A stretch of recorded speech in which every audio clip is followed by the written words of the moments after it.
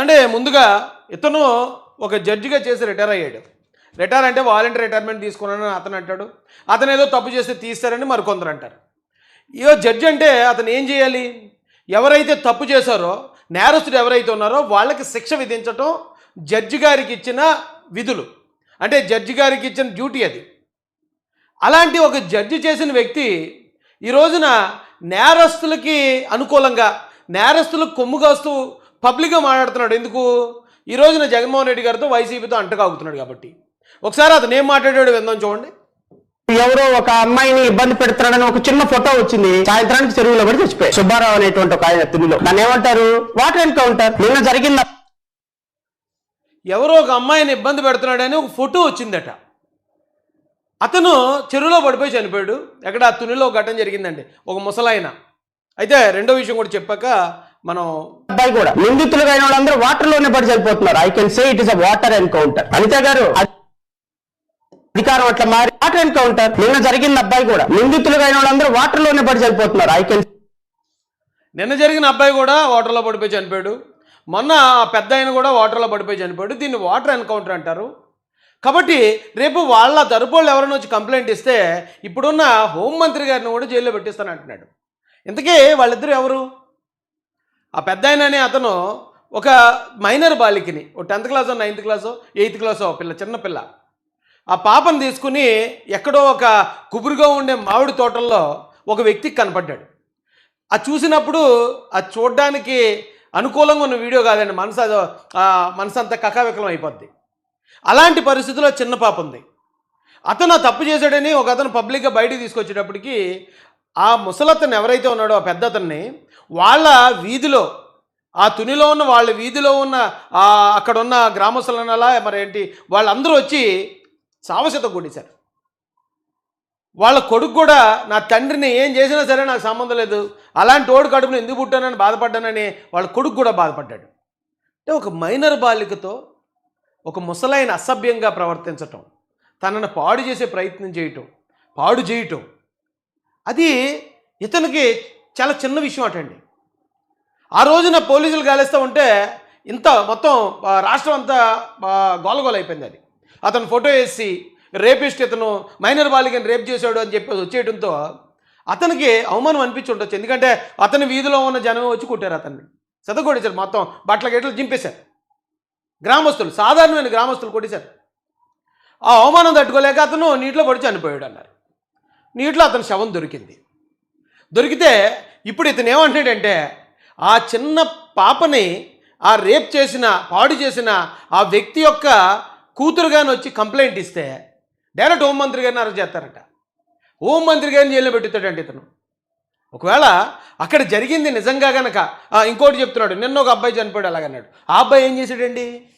ఒక చిన్న పాపని, పసిపాపని నిర్దాక్షిణ్యంగా తీసుకెళ్ళి ఆ చిన్న పాపకి అసలు ఏం జరుగుతుందో ఏంటో కూడా తెలియని వయసు, ముక్కు పచ్చలారని ఒక చిన్న పిల్లని క్రూరంగా రేప్ చేయడం చాలదన్నట్టు ఒక వాటర్ టబ్ ఉంటే ఆ టబ్లో తనను ముంచేస్తే అక్కడ ఏం జరుగుతుందో చిన్న పాపకు తెలియదండి.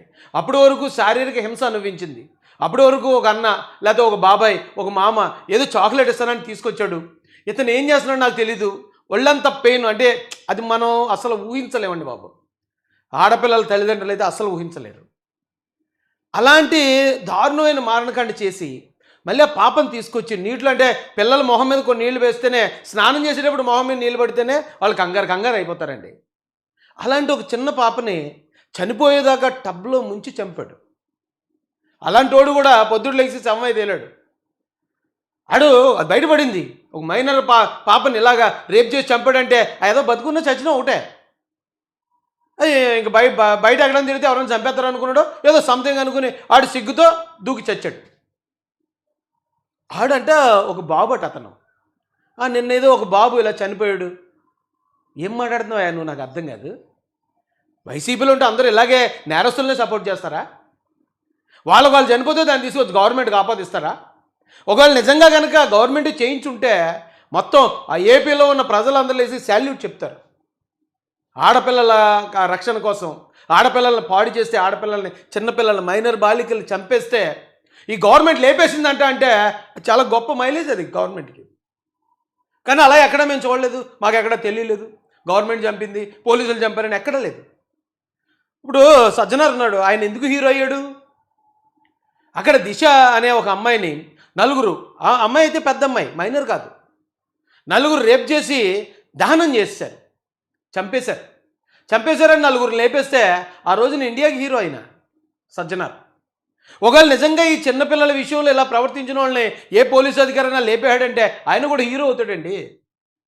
అలా ఒకవేళ లేపించేయడంలో ప్రభుత్వం యొక్క ఇది ఉండా, లేపేయండి ఆడపిల్లల్ని ఎలా చేసేవాడు, రేపు పొద్దున ఎవడు అలా చేయకుండా లేపు అవతల పాడేయండి అనేది ఎక్కడన్నా ఉందనుకోండి, జనం అందరూ లెగిసి నిలబడి చప్పట్లు కొడతారు, శాల్యూట్ చేస్తారు.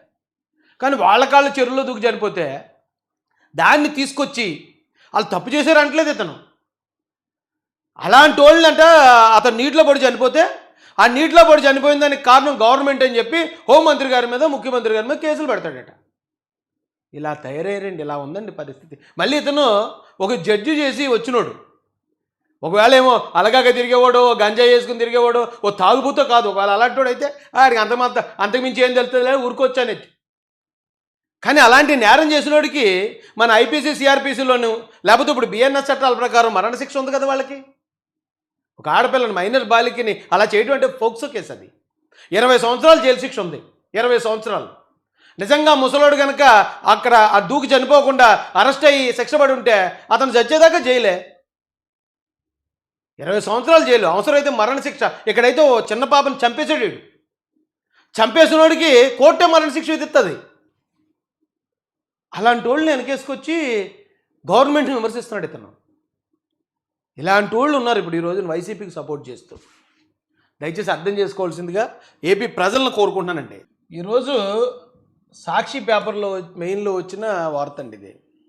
రాజమండ్రిలో ఎవరో గణేష్ అనే అతను పాలు కల్తీ చేశాడు, కల్తీ చేసిన దానివల్ల చనిపోయారు, 4, 5 చనిపోయారు. అక్కడ చనిపోతే దానికి వేసాడు, మామూలుగానే వేసాడు, మరణ మృదంగం మోగిస్తున్న పాలకోట విషయం అన్నాడు, రాజమహేంద్రవరంలో కొనసాగుతున్న కల్తీ పాల కలకలం అన్నాడు, 5కు చేరిన మృతుల సంఖ్య, బాధితుల్లో 2 చిన్నారులు సహా 8 మంది పరిస్థితి విషము, మరణాలు మరింతగా పెరిగే ప్రమాదం, 73 కుటుంబాల నుండి రక్త నమూనాల సేకరణ, లక్షలు వెచ్చించి ప్రైవేట్ ఆసుపత్రిలో వైద్యం చేయించగలం. ఇక్కడి నుంచి విమర్శలు మొదలుపెట్టి ఇక్కడ ఏమంటున్నాడండి, ప్రభుత్వం ఘోర వైఫల్యం, బాధితులను పట్టించుకొని అధికార పార్టీ నేతలు, బాధిత కుటుంబాలకు వైఎస్ఆర్సీపీ నేతలు జక్కంపూడి రాజా, విజయలక్ష్మి పరామర్శ. ఏంటంటే కూటమి అసలు పట్టించుకోలేదటండి, గవర్నమెంట్ పట్టించుకోలేదట. వీళ్ళ వైసీపీ నుంచి మాత్రం ఎవరో ఒక 2 నాయకులు వెళ్ళి, ఒక నియోజకవర్గ స్థాయి నాయకులు వెళ్ళి వాళ్ళిద్దరు వెళ్ళి పరామర్శించి వచ్చారట. అది చాలా గొప్ప విషయం అట. కానీ నిజానికి వస్తే మృతులకి 10 లక్షల చొప్పున పరిహారం ఈ గవర్నమెంట్ నుంచి చంద్రబాబు నాయుడు గారు ప్రకటించారు. అక్కడ ఆ గణేష్ అనే వ్యక్తి ఎవరైతే ఉన్నాడో, ఆ పాలు అమ్మే వ్యక్తి, అతని స్వార్థం కోసం అతను చేసిన కల్తీ వల్ల అమాయకులు ప్రాణాలు కోల్పోతే ప్రభుత్వం నేనున్నానని ముందుకొచ్చి ప్రతి ఒక్క ప్రాణానికి 10 లక్షలు, ఏమో రానున్న కాలంలో ఇంకా ఏం యాక్షన్ తీసుకుంటారో, ఆ కుటుంబాలకి ఏం సహాయం అందిస్తారో మనకి ఇంకా తెలియదు. కానీ ఇన్స్టెంట్గా ఇమ్మీడియట్గా 10 లక్షలు ఒక్కొక్క కుటుంబానికి అనౌన్స్ చేశారు గవర్నమెంట్ నుంచి. కానీ వైసీపీ నుంచి ఏం చేశారు, వెళ్ళి పరామర్శించారట, బాగున్నావమ్మా, ఎలా ఉన్నావమ్మా అని అడిగి వచ్చేసారట. దానికి వైసీపీ వాళ్ళు చాలా గొప్పగా రాసుకుంటారు. ఇక్కడేమో 10 లక్షలు ఇచ్చిన గవర్నమెంట్ పట్టించుకోలేదు, గవర్నమెంట్ ఘోర వైఫల్యం. ఏంటండి ఈ పద్ధతి? ఎంత దారుణంగా దిగజారిపోతారు వీళ్ళు.